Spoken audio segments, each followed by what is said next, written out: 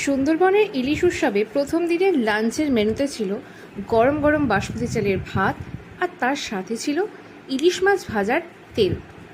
বেশ জমিয়ে খেয়ে তার সাথে মাছের মাথা দিয়ে মুগের ডাল আর ঝুরো ঝুরো আলু ভাজা নিয়ে দারুণ খেলাম।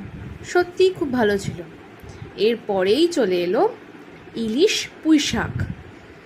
এটাও খুব ভালো খেয়েছি, কিন্তু পরবর্তী আইটেম যেটা এক্সপেকটেশন লেভেলটা 100% ছিল ইলিশ মাছ, কিন্তু যা খেলাম 0% হয়ে গেল।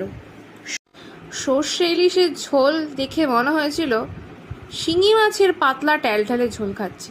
যাই হোক, রাতের মেনুতে ভাত, ডাল, আলু ভাজা আর সঙ্গে মটন কষা ছিল।